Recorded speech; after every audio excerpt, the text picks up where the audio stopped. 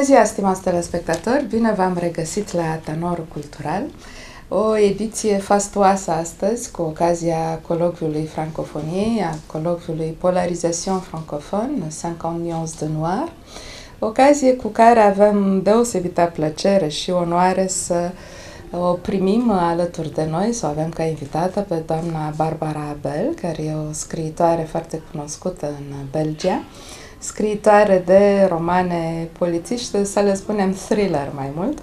Asta îi place dumneei așa îi place să-și definească mai curând textele. Probabil că pentru cititorii români numele e încă în mare măsură necunoscut, dar nu va rămâne așa pentru multă vreme, întrucât primul roman al doamnei Barbara Abel, L'instinct maternel, Instinctul matern, scris acum 15 ani, și publicat în celebra colecție de romane polițiste Masca, Le Masque, este tradus în aceste zile și va apărea pe piață la editura Crime Press. Și îl veți putea deci găsi. Sperăm că și următoarele 11 volume ale doamnei Abel vor avea aceeași soartă, vor fi traduse cât de curând în limba română. Deci, cum vă spuneam, pentru cei care nu o cunoașteți încă, doamna s-a născut la Bruxelles și este în aceeași măsură, am putea spune, specialistă în teatru și literatură. Dumnezeu a urmat cursurile de teatru la Academia din Etterbeek, după aceea a făcut o licență în filologie romană, a urmat și o școală de interpretare la Paris și o vreme de câțiva ani chiar, a exersat meseria de actriță și a participat la diverse spectacole de stradă în Belgia. La 23 de ani însă se hotărăște să scrie prima piesă de teatru, o piesă cu un titlu a la Matei Vișniec, așa, L'Esquimau qui jardinait, eschimosul care grădinărea, și pe care a montat-o și o montare care a avut mare succes, ceea ce i-a deschis gustul pentru scriitură, nu doar pentru interpretare, și-a dat seama că îi place foarte mult să și scrie, nu doar să joace. Prin urmare, au continuat publicarea o mulțime de texte în general de literatură polițistă, de thriller, cum spuneam, cu acest Instinct maternel, primul roman din 2002, care a și obținut premiul romanului polițist de la festivalul de la Cognac, care e o consacrare în domeniu, e un premiu extrem de important, după care au urmat tot felul de alte povestiri și romane de același gen, thrillere psihologice în marea lor majoritate. Doamna Abel este și cronicar literar la o emisiune culturală care se numește 50 de grade nord, pe postul Arte din Belgia, iar romanele domniei sale sunt astăzi traduse în mai multe limbi și adaptate pentru televiziune. În ultima vreme este publicată de o editură foarte cunoscută din Paris, editura Belfond, și cel mai recent roman al domniei sale se numește Je sais pas, publicat în 2016. Regularitatea de publicare e extraordinară. Doamna este și membră a Ligii Imaginarului și să încercăm să o cunoaștem mai bine. Bonjour Barbara Abel et merci d'être là aujourd'hui avec nous. Soyez la bienvenue à Iași avec le soleil et la pluie, vous avez vu du tout déjà. Et avec un petit peu de colloque, avec l'ouverture de ce matin. Bine ați venit la Iași, ați văzut deja Iașul și cu soare și cu ploaie și deschiderea colocului în această dimineață. Une petite première impression? Ce qui m'a surprise de manière très agréable, c'était la bienveillance et la convivialité des personnes qui se trouvaient là et des intervenants qui ont pris la parole avant moi. Ce m-a surprins într-un mod foarte agreabil a fost bunăvoința, convivialitatea persoanelor pe care le-am cunoscut și care au luat cuvântul înaintea mea. Donc j'ai raconté un petit peu votre parcours, mais très rapidement. Et si vous voulez nous dire quelque chose de particulier concernant l'instinct maternel qui va paraître donc sous peu en langue roumaine, ça incitera nos spectateurs à l'acheter tout de suite. Dacă vreți să spuneți ceva despre instinctul matern, care va apărea în curând în limba română. Alors c'est mon tout premier roman et c'est un roman très important pour moi parce que c'est le roman qui m'a lancée dans cette carrière. E primul meu roman și e foarte important pentru mine fiindcă el m-a lansat în carieră. Et c'est l'histoire d'une jeune femme enceinte qui se fait séquestrer par une femme stérile, pour des raisons qui sont expliquées dans le roman. Este povestea unei femei însărcinate, unei tinere femei însărcinate, care este sequestrată de o femeie mai în vârstă și sterilă, din motive care sunt povestite în roman. Et donc c'est la confrontation entre ces deux femmes, et l'une qui symbolise la vie et l'autre qui symbolise la mort. Deci suntem în fața unei confruntări între aceste două femei, una simbolizând moartea, cealaltă viața. Donc tout ça évidemment traité à la manière du thriller, qui est quand même une littérature assez ludique.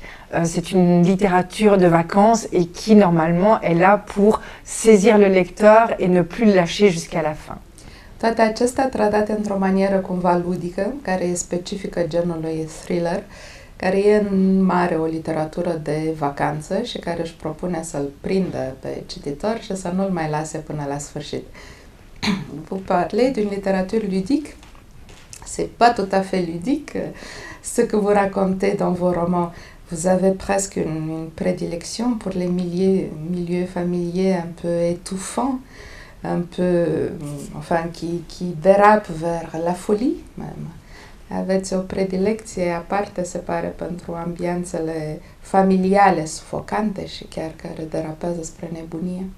C'est vrai que je mets en scène des gens ordinaires, des gens qui sont comme vous et moi, et je vais les mettre dans des situations qui sortent de l'ordinaire et qui font basculer ce quotidien dans l'horreur. Mă folosesc de personaje care sunt oameni obișnuiți, ca dumneavoastră și ca mine, dar acești oameni neobișnuiți sunt plasați în situații neobișnuite care fac ca o situație simplă de viață să basculeze în oroare. Mais c'est ce qui implique aussi que du coup le lecteur va s'identifier au personnage, puisque c'est un personnage qui lui ressemble, en tout cas c'est un personnage qu'il côtoie dans la vie, qui peut être lui ou quelqu'un qu'il connaît bien. Le lecteur va s'identifier au personnage et donc va ressentir beaucoup d'émotions pour ce personnage. Dar faptul că folosesc modele de personaje oameni obișnuiți face ca cititorul să se identifice cu aceste personaje, tocmai pentru că e un gen de oameni pe care îi întâlnește zi de zi. Prin urmare și impactul și empatia vor fi, deci întreaga gamă de emoții vor fi mai mari. Et c'est vrai que j'aime bien parler des milieux, du milieu familial, tout simplement parce que tout le monde a une famille, tout le monde a une histoire avec la famille, qu'elle soit présente ou qu'elle soit absente, que l'histoire soit belle ou que l'histoire soit laide. Sperăm că pa oribilă pour tout le monde. Într-adevăr am o predilecție pentru ambianța familială, pentru că toți avem o familie, toți avem o poveste cu această familie, trecută sau prezentă, frumoasă sau urâtă.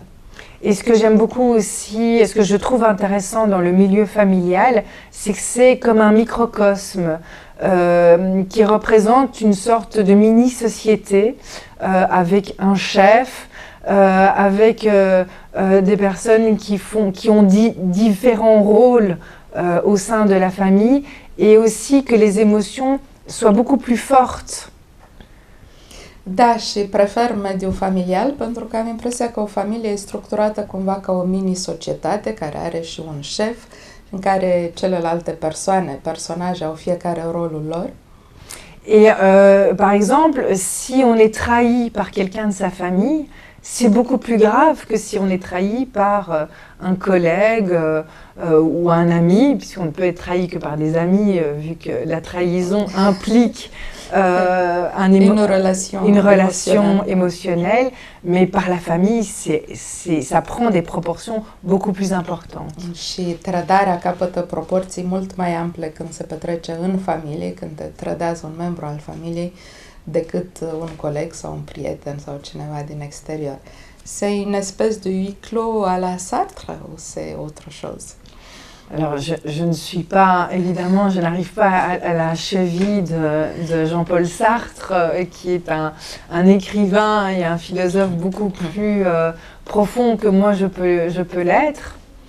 E un huis clos în genul lui Sartre. Doamna spune că nu ajunge nici la călcâiul acestui scriitor și filozof, mult mai important decât dumneaei.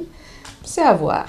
L'avenir le décidera. Mais en tout cas, c'est vrai que j'aime mettre mes personnages dans des situations assez simples et puis visiter toutes les possibilités et toutes les branches qui vont émerger de ces situations en observant les réactions de mes personnages et en mettant en scène des confrontations entre les personnages. E adevărat că îmi place să plec de la situații simple și după aceea să urmăresc ramificațiile lor și reacțiile personajelor la fiecare din aceste ramificații, care duc desigur la un anumit tip de confruntări. Donc apparemment, vous ne savez pas dès le début, vous n'avez pas une espèce de pattern, non, de plan de travail. Vous partez comme ça à l'aventure, vous savez absolument pas où ça va vous mener? N'aveți niciun plan de lucru la început? Nu știți de unde plecați și unde veți ajunge? Alors, je ne sais pas, je ne connais pas la fin de mes romans, en règle générale. Maintenant, j'ai quand même une idée assez vague, j'ai une direction vers laquelle je sais que je me dirige et j'ai quand même une idée du roman, de l'ensemble du roman que j'ai envie d'écrire avant de commencer. Mais ceci dit, c'est vrai que je n'ai pas de plan parce que j'écris du thriller et c'est un genre littéraire qui demande de surprendre les lecteurs. Et pour moi, la meilleure manière de surprendre le lecteur, c'est de me surprendre. De vous surprendre vous-même. Moi-même. Vous faites un exercice sur vous-même. Oui. Un essai. Da, pentru că practicând acest gen de thriller, care e un gen de suspans și cea mai bună manieră de a practica suspansul e de a te surprinde pe tine însuți. De aceea nu știu niciodată unde voi ajunge când încep să scriu, nu am un plan de lucru, sigur am o idee generală, știu în linii mari cam ce vreau să spun și care e direcția. În rest, însă, totul se construiește pe parcurs. Și încerc să mă surprind întâi pe mine. Et vous êtes déjà surpris? Oui. Beaucoup surprise? Alors oui, justement, c'est vraiment cette manière de travailler, de partir à l'aventure et d'être moi-même dans la position du lecteur qui va découvrir l'histoire au fur et à mesure. Et je la découvre chapitre après chapitre, même si je sais plus ou moins où je me dirige. Je construis l'histoire pas à pas à travers les chapitres que j'écris, ce qui me laisse aussi le temps de trouver les idées les plus originales pour tirer le fil de mon histoire et faire avancer les personnages. E adevărat, încerc să mă pun în pielea personajelor mele și să descoper pas cu pas povestirea și pentru asta scriu pe capitole și fiecare capitol parcurs îmi permite în același timp să găsesc și să duc mai departe firul conductor care mă duce spre încheierea acestei povești. Dans le sens où pour avoir des bonnes idées, il faut du temps. Pour trouver l'idée qui va surprendre, il faut le temps et en général, les premières idées qui me viennent à l'esprit, je les jette à la poubelle, je ne les utilise pas. C'est vrai? Ah bon? Tout simplement parce que si moi je pense à ça d'abord, je me dis que le lecteur va penser à ça d'abord. Donc, la première idée qui me vient à l'esprit, je la jette. La deuxième, je la jette. La troisième, je commence à la considérer de manière intéressée. Et en général, je prends la quatrième ou la cinquième. C'est intéressant. Ideile bune au nevoie de timp. De aceea, primele idei care îmi vin nu sunt niciodată folosite în romanele mele. Prima idee, a doua idee, a treia idee o arunc. Puțin încep de la a treia și abia cu a patra, a cincea încep să le consider oportune de folosit pentru romanul meu, pentru că mă gândesc că dacă eu am avut aceste idei, atunci și cititorul le va avea, deci ar fi prea simplu. Oui, Oui.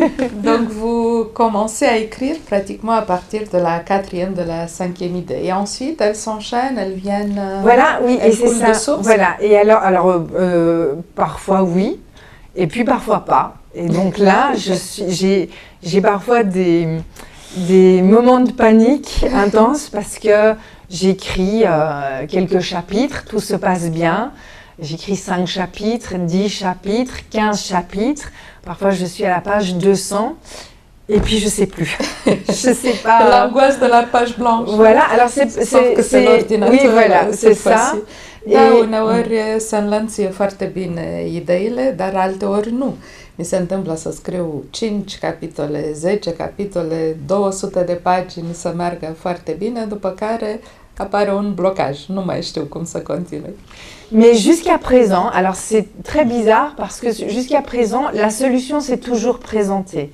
J'ai toujours trouvé le fil qui m'a permis de reprendre possession de l'histoire et de continuer jusqu'à la fin. Et vous l'avez trouvé dans ce que vous aviez écrit jusque-là ou alors, ailleurs? Parfois, je dois revenir un peu en arrière et bifurquer sur autre chose, mais c'est jamais très important.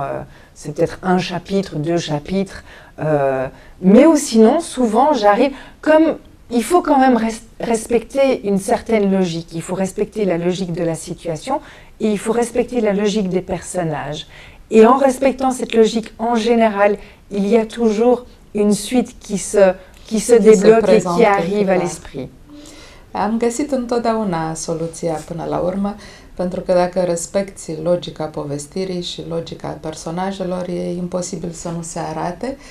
Fie în afară, fie uneori revenind asupra unor capitole din text. De fiecare dată am găsit-o. Donc l'angoisse se dissipe à tous les coups. Mais j'ai déjà eu des périodes très pleines de suspense et de frissons en écrivant ce genre littéraire qui s'appelle le thriller et qui est censé normalement provoquer des frissons au lecteur et pas à moi.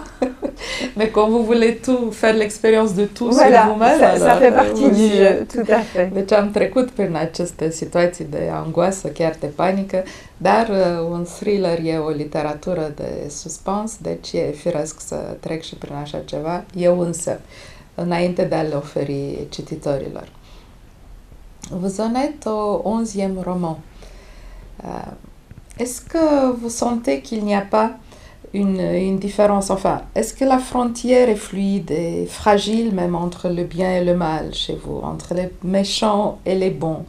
Est-ce que le choix de cette ambiance familiale vient un petit peu du fait qu'on ne peut pas toujours, on peut jamais dire d'une personne qu'elle est entièrement mauvaise, d'une autre qu'elle est entièrement bonne, et que vous essayez de rendre les caractéristiques de la complexité humaine dans toutes leurs valeurs? Absolument, mais alors complètement.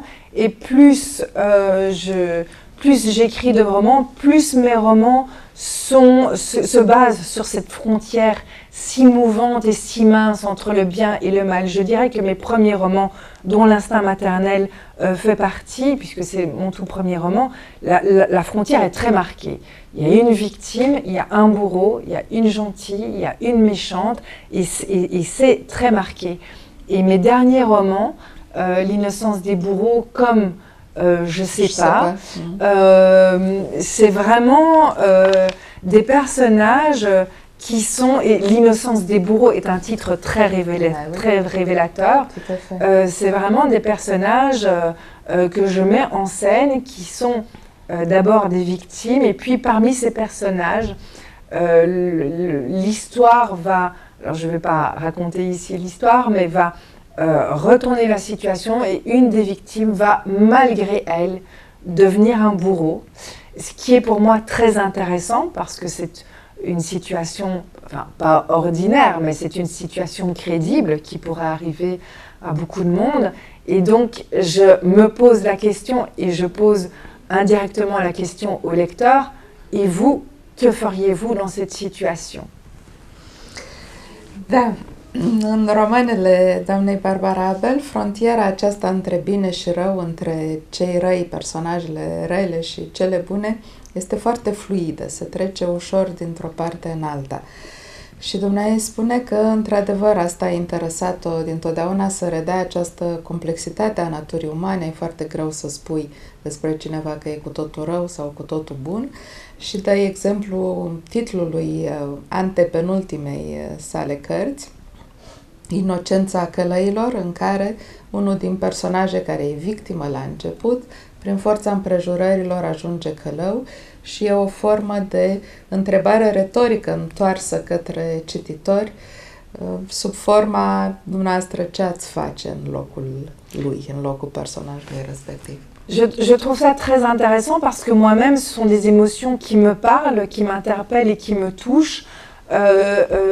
Par exemple, j'ai vu récemment une série française qui s'appelle Un village français et qui retrace toute l'histoire d'un village pendant la Seconde Guerre mondiale au temps de l'occupation et où on se rend compte que certains personnages qu'on appelait collaborateurs n'étaient pas méchants, c'était des bonnes personnes. Et certains résistants et maquisards étaient des vrais salauds. Et l'histoire est ainsi faite que j'ai compris que, et je me suis posé la question, et moi, qu'est-ce que j'aurais fait dans cette situation-là? Et c'est intéressant parce que le concept de héros n'a plus de valeur dans ce genre d'histoire. Et c'est ça que j'aime. Mi se pare foarte interesant, într-adevăr, această conjunctură, pentru că și am văzut recent, urmăresc un serial televizat, televiziunea franceză, care se numește Un sat francez și în care apar personaje și de colaboraționiști, dar și de rezistenți. Din povestea respectivă reiese foarte clar că unii din colaboraționiști erau cât se poate de drăguți, de buni chiar, și unii dintre rezistenți erau niște ticăloși definitivi. Deci acest gen de reluare și de repunere, de reașezare a personajelor în istorie, mă face de fiecare dată să mă întreb și eu ce aș fi făcut în locul lor. Sunt sentimente care mă ating, probleme care mă emoționează în mod particular. Et je pense que dans la vie, nous sommes tous comme ça, nous avons tous des côtés très beaux et nous avons tous un côté sombre et que la nature humaine est exactement comme ça et que parfois nous faisons des actes dont nous avons honte et puis des fois où nous faisons des actes qui nous rendent beaux et c'est la nature humaine qui est intéressante et qui est riche et que j'aime raconter.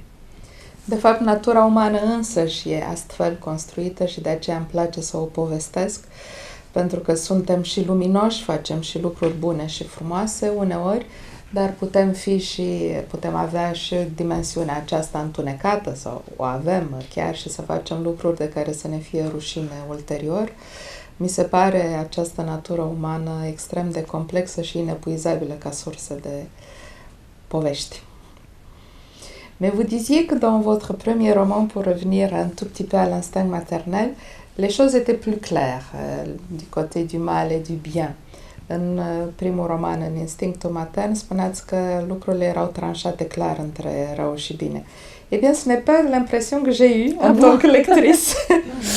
Nu aceasta a fost și impresia mea, puisque oui, on peut dire, d'accord, Jeanne est un monstre, Susanna est une victime, mais finalement, quand on lit votre récit, on commence en quelque sorte à comprendre pourquoi Jeanne a commis certaines choses, bien sûr pas toutes, elle reste un monstre. Ces actes ne sont pas légitimés, ne sont pas justifiés par vous, mais humainement, on les comprend dans le contexte de sa jeunesse volée, bafouée, de ses humiliations successives, ainsi de suite. De l'autre côté, Susanna n'est pas un ange non plus. Bon, elle a quand même suivi un homme marié, elle lui a fait un enfant, et elle se décide finalement à tuer sa geôlière. Bon. Da, spuneam că cele două personaje feminine principale, Jeanne respectiv Susanna, nu sunt chiar atât de clar definite nici în primul roman, pentru că Jean, care e monstrul din poveste, comite mai multe crime, fără a fi justificată sau legitimată cumva în roman, apare totuși în context omenește, o ființă mai complexă decât ne-am putea imagina la prima vedere. Nu e un monstru absolut. De partea cealaltă, Suzana, tânăra fată însărcinată care e sechestrată de Jean și sfârșește prin a o ucide, nu e nici ea un înger, pentru că a urmat totuși în Franța un bărbat însurat, i-a făcut un copil și până la urmă o ucide pe cea care o sechestra. Donc déjà là, les limites étaient floues. Oui, mais c'est vrai que ça, depuis le début, j'ai toujours fait en sorte que même si on ne pardonne pas ces actes aux méchants, comme on dit, au moins on comprend pourquoi il a fait ça, et je me force toujours à justifier ces actes, tout simplement parce que moi, en tant que lectrice, je déteste quand on m'impose que le méchant est méchant parce qu'il est méchant. Voilà. Je trouve ça d'une pauvreté et inintéressant au possible. Donc, si mon personnage est un monstre, et Jeanne quand même est un monstre pour faire ce qu'elle fait, au moins je veux expliquer au lecteur les raisons pour lesquelles une femme de bonne société, une femme qui a une éducation, en arrive à commettre ce genre d'action. Fără a face iertate actele acestor monștri și revenind la Jean, personajul principal din Instinctul matern, încerc totuși în romanele mele să explic acțiunile acestor personaje, pentru că și mie ca cititor nu mi se pare normal sau mi se pare chiar cu totul lipsit de interes să mi se spună că acest personaj e rău pentru că e rău și atât. Lucrurile sunt mult mai complexe, deci încerc să explic de ce personajul respectiv ajunge să facă anumite lucruri, cum e cazul lui Jeanne, o femeie de condiție bună, educată, din înalta societate, care devine totuși un monstru și comite mai multe crime. Et ça, c'est quelque chose que j'ai gardé au fil de mes romans, la nécessité déjà de présenter le personnage et de faire en sorte que le lecteur connaisse le personnage et éprouve une émotion, qu'elle soit bonne ou mauvaise, parce que l'émotion pour moi est l'ingrédient absolument nécessaire pour ce genre qui est le thriller, tout simplement parce que le thriller est censé donner du frisson au lecteur et qu'on ne peut pas frissonner si on n'éprouve pas de l'émotion pour les personnages. Et cette émotion doit naître de la connaissance des personnages. Quand quelqu'un qu'on ne connaît pas éprouve un grand malheur ou même meurt, on n'est pas touché émotionnellement. On est touché émotionnellement quand quelqu'un qu'on connaît disparaît ou est victime d'un malheur. Ce qu'on appelle en sociologie la loi du kilomètre carré. On est touché par les choses qui ont lieu près de chez nous. Ah ben voilà, oui c'est ça. Ou à la limite des gens qu'on connaît, exactement, ou dans notre ville ou dans notre pays. Mais on peut entendre que 50 000 j'en parlais ce matin. Nigériens sont décédés hier, ça ne nous ferait rien. Ça nous fait rien. Enfin, là, c'est monstrueux en quelque sorte, mais la nature humaine est ainsi faite. On trouve ça triste, mais émotionnellement, on n'est pas touché. On ne trouve rien. Oui. Am încercat să păstrez această constantă de-a lungul tuturor romanelor mele, pentru că mi se pare foarte important ca cititorii să ajungă să cunoască personajele și să le înțeleagă acțiunile. Pentru că mi se pare întotdeauna că nu suntem afectați emoțional, ori emoția e ingredientul principal într-un thriller care trebuie să transmită un frison și fără această emoție participativă el nu ajunge la cititor. Deci nu suntem atinși emoțional de lucruri care se petrec cu persoane sau cu locuri ce ne sunt străine. Aflăm despre cineva că a decedat, sigur, spunem vai ce tristie sau ce rău îmi pare, dar în adâncul nostru nu simțim nimic. Și am zis, Doamne, că în sociologia asta se cheamă legea kilometrului pătrat, suntem afectați de lucrurile care se petrec lângă noi, cu oameni cunoscuți în orașul nostru sau într-o anumită proximitate. Dacă aflăm de o dramă, de o tragedie petrecută la celălalt capăt al lumii, Sigur că ne pare rău, dar nu simțim ceva cu adevărat. Il n'y a pas de participation émotionnelle. Donc ça, c'est essentiel pour vous. L'émotion, vous en parlez beaucoup. Vous avez parlé également de crédibilité. C'est une autre caractéristique de vos romans? Oui, alors mes romans se basent sur le quotidien, sur l'ordinaire et sur ces gens qui sont nous, qui sont nos voisins, qui sont nos amis, qui sont notre famille. Et comme je base les actions et les situations de mes romans dans un quotidien qui est le nôtre, je dois coller au plus près d'une réalité. Parce que tout simplement, si je raconte des faits qui sont un peu dingues ou qui ne sont pas crédibles, le lecteur va se dire c'est pas possible et donc va décrocher de mon histoire. Et donc il y a une phrase de Mark Twain, donc, qui est l'auteur de Tom Sawyer, Les aventures de Huckleberry Finn, etc., qui est un immense écrivain américain, qui a dit cette phrase extraordinaire qui dit la seule différence entre la réalité et la fiction, c'est que la fiction doit être crédible. Voi începe prin final acest citat din Mark Twain, care îi place foarte mult doamnei Barbara Abel. Mark Twain spunea că singura diferență între ficțiune și realitate e aceea că ficțiunea trebuie să fie credibilă. Deci pentru dumneai, credibilitatea este un atu și o caracteristică principală a romanelor sale, tocmai pentru că folosește situații și personaje extrase din cotidian, oameni obișnuiți din jurul nostru, care pot fi din familie sau vecini sau cunoscuți. Cei care citesc la rândul lor sunt oameni obișnuiți și dacă ar da peste niște situații trăsnite sau ieșite din comun, ar decroșa din această empatie de lectură, nu s-ar recunoaște în povestea romanului respectiv și s-ar pierde ca cititor. E foarte important, deci, să-i țină aproape prin credibilitatea poveștilor. Même quand ça dérape vers la folie. Oui, alors bien sûr. Comme de la folie ordinaire. Mais c'est évident. Et quand on me dit mais c'est incroyable ce que vous écrivez, mais c'est trop violent, etc. Moi, je réponds juste ouvrez les journaux, ouvrez les journaux, allumez la télé et allumez la radio. Tous les jours, on a des faits divers absolument monstrueux où des mères tuent leurs enfants, où des maris tombent dans la folie, et ce sont des gens ordinaires. Et souvent, je trouve que mes histoires n'arrivent pas à la moitié de la violence de ce que la vie nous fait subir chaque jour.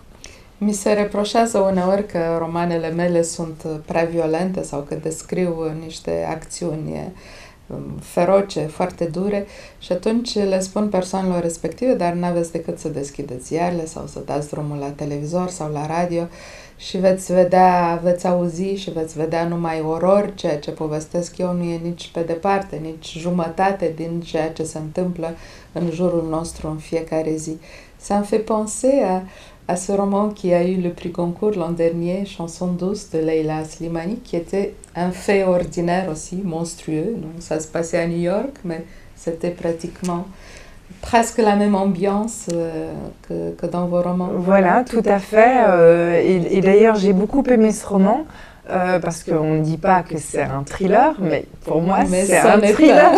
Alors on peut pas donner on ne donnera jamais enfin en tout cas pour le moment on ne donnera jamais le prix Goncourt à un thriller, mais pour moi ce roman s'approche parce qu'il y a cette horreur qui s'en dégage et cet acte absolument monstrueux de cette nounou qui assassine les deux enfants dont elle a la charge. L'horreur au quotidien. I-am spus că ambianța din romanele dumneaei seamănă puțin cu cea din romanul care a câștigat premiul Goncourt anul trecut, Cântec dulce al Leilei Slimani, care explorează de asemenea un univers familial monstruos, o femeie care are grijă de copiii unei familii bogate și care sfârșește prin a-i ucide. C'est un peu la même chose. Dumnezeu crede că nu e considerat thriller romanul respectiv, pentru că un thriller nu va primi prea curând un mare premiu literar. Je crois que le temps viendra.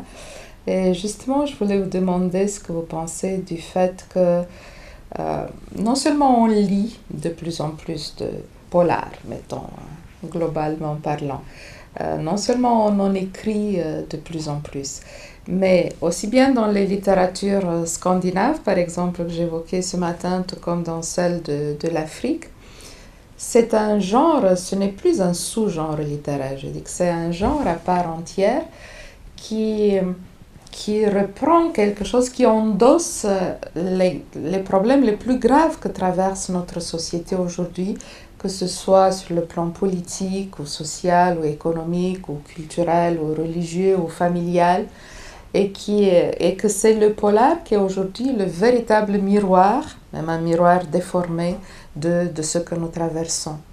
Qu'est-ce que vous en pensez? Spuneam că nu doar se citesc tot mai multe romane polițiste, să le spunem generic, și se scriu, dar că romanul polițist pare a fi asumat astăzi o întreagă problematică și politică, și economică, și socială, și culturală, religioasă, familială, devenind un soi de oglindă chiar deformată a lumii, a vieții pe care o trăim. Mais je suis entièrement d'accord. Quand j'ai commencé à écrire du polar il y a 16 ans, c'était encore un sous-genre, c'était encore ce qu'on appelle de la littérature de gare, de la sous-littérature, et j'ai vraiment vécu ce changement et l'ascension. Et c'est vrai que maintenant, le polar est un genre tout à fait considéré parce que aussi commercialement, il est intéressant. Alors ça vend bien. Je ne connais plus les chiffres, mais un livre sur 3 vendus, enfin je ne vais pas dire de chiffres parce que j'ai peur de me tromper, mais on vend énormément de polars et les gens aiment de plus en plus lire du polar aussi parce que ce n'est plus honteux de lire un polar. Tout à fait. E adevărat, acum 16 ani când am început să scriu literatura polițistă, thrillerele chiar erau considerate cumva un subgen, dar de atunci încoace am văzut crescând acest gen, căpătându-și literele de noblețe în literatură și e de asemenea interesant, tot mai interesant și financiar vorbind, pentru că se vând foarte bine aceste cărți, oamenilor nu le mai e rușine să spună că citesc acest gen de literatură sau să o cumpere. Prin urmare, statutul acestui gen s-a schimbat foarte mult. Et c'est vrai que ce qui est intéressant dans ce genre de littérature, c'est, alors par exemple moi je me base pas spécialement sur des faits divers, mais c'est vrai que beaucoup de polars va reprendre, comme le roman de Leila Slimani dont on vient de parler, reprend des faits divers, et d'autres reprennent des faits de société ou des périodes sombres pour raconter, et par le fait de raconter, expliquer le processus qui s'est créé, que ce soit au niveau familial, au niveau de la société, au niveau historique. Et on va mettre ce récit dans le genre du polar, puisque le travail de l'auteur va être de créer le suspense et de créer l'intérêt de l'histoire à travers ce récit et ce miroir de la société. Mulți din scriitorii de literatură polițistă de astăzi, într-adevăr, își împrumută, își caută subiectele în faptele diverse, în faptele de societate, cum e cazul și Leila Slimani, de care am vorbit adineaori, pe care le îmbracă în niște povești în interiorul cărora încearcă însă să explice procesul prin care s-a ajuns la aceste lucruri, la aceste situații de viață, deci e un fel de reflectare, într-adevăr, a situației sociale, economice, psihologice pe care o traversăm. Et même moi qui ne me base pas spécialement sur des faits qui se sont réellement passés ou des faits divers ou des drames qui se sont passés à différentes périodes de notre histoire ou même d'aujourd'hui dans la société, quand je dois aborder un personnage et que je cherche la documentation pour faire exister ce personnage, lui donner de l'ampleur, je vais chercher ma documentation dans les faits qui se sont passés aujourd'hui, hier.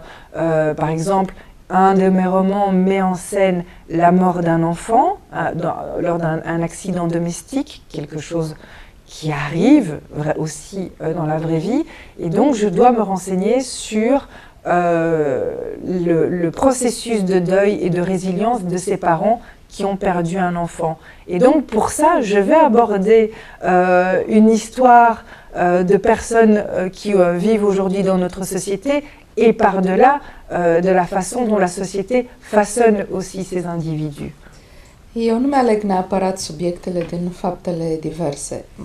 De cele mai multe ori sunt creații imaginare, dar desigur hrănite din acestea. Însă de câte ori scriu un roman, mă documentez în privința personajelor și atunci merg și citesc despre întâmplări care s-au petrecut cu o zi, două, o săptămână în urmă și atunci inevitabil ajung și la faptele diverse respective. De exemplu, în cazul unuia dintre romane unde un copil de 5 ani moare într-un accident domestic nefericit, a trebuit să mă documentez asupra travaliului de doliu pe care o familie aflată într-o asemenea situație nefericită îl are de dus și în acest fel ajung la faptele diverse, la documentația de care vorbeam anterior, deci inevitabil inspirația, influența e din întâmplările societății contemporane. Je pense aussi que le travail d'un écrivain, d'un auteur de fiction, de roman, c'est aussi de mettre en scène ces histoires, qu'elles sont basées sur des faits imaginaires ou basées sur une réalité.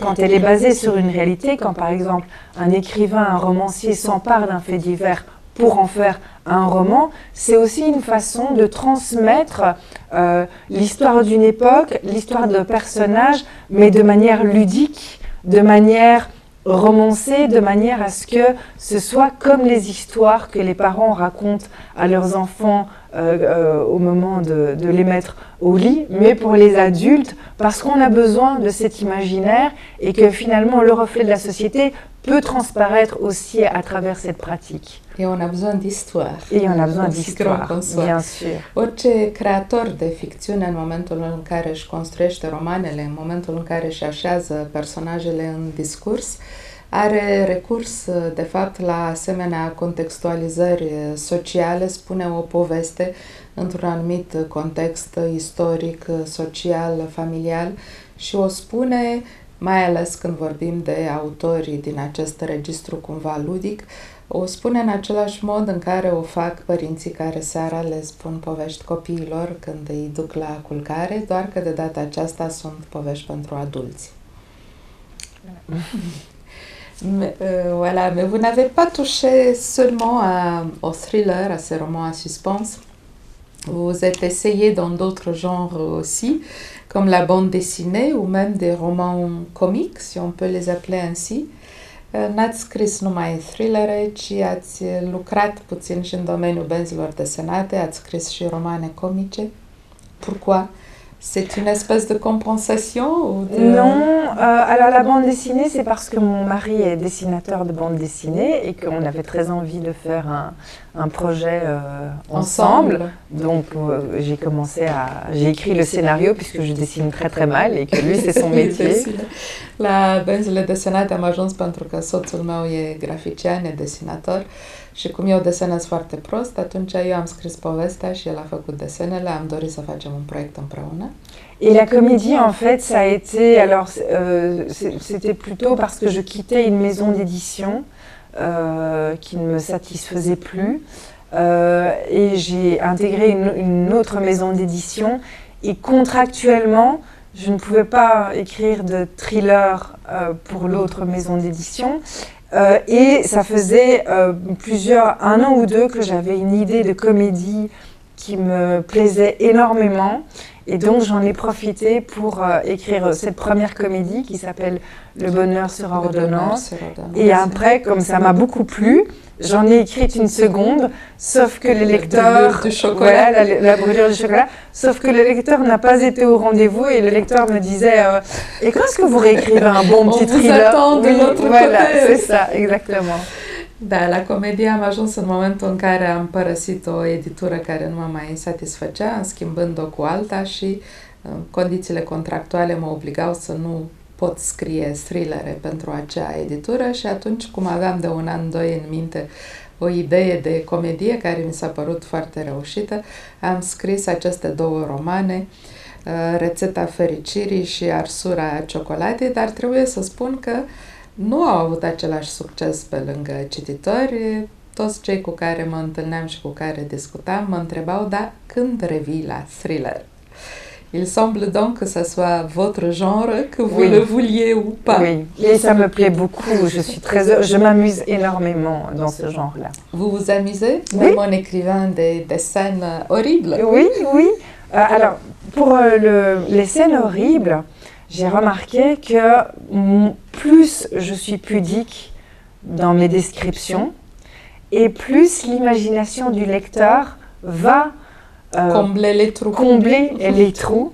Et ça me fait beaucoup rire parce que, par exemple, je prends l'exemple de ce roman où je fais mourir un enfant qui tombe de la fenêtre. En fait, je ne dis rien dans cette scène, je dis juste que la mère de l'enfant ouvre la porte de la chambre et je dis juste la chambre est vide et la fenêtre est ouverte. C'est tout ce que je dis. Et après, les lecteurs sont venus me trouver en me disant « Oh, mais cette scène est horrible !» Et en fait, non, c'est lui, c'est le lecteur c'est l'imaginaire de qui commence à imaginer. Et c'est quelque chose que je trouve très intéressant parce que ça devient un vrai dialogue entre moi et le lecteur, c'est-à-dire que j'injecte juste l'information nécessaire et le lecteur va y mettre sa propre imagination de l'horreur qui va le toucher, lui. Mă amuz foarte mult scriind de acest gen de thrillere, într-adevăr e genul meu de scriitură preferat și chiar când scriu acele scene, așa zis, oribile, pentru că, de fapt, în momentul acela eu doar schițez niște trăsături, atrăgându-l pe cititor în acest joc, care umple golurile cu propria imaginație. Spre exemplu, romanul acesta în care povestesc despre moartea unui copil de 5 ani, de fapt nu spun nimic despre moartea propriu-zisă, ci la un moment dat e o scenă care se încheie doar cu fraza ușa e deschisă, camera e goală, sau fereastra e deschisă. Mama deschide ușa, fereastra e deschisă și camera e goală. Și m-am întâlnit cu unii cititori după aceea care mi-au spus, wow, dar ce scenă îngrozitoare ai scris acolo. De fapt nu e nimic în acea scenă, ci doar lucrarea imaginarului fiecărui cititor. C'est bien ça de faire travailler l'imaginaire du lecteur. Oui. Mais de la même manière, c'est vrai que souvent je mets en scène mes propres angoisses. C'est le cas de l'instinct maternel. Quand j'ai eu l'idée de cette femme enceinte séquestrée par cette femme stérile, j'étais moi-même enceinte.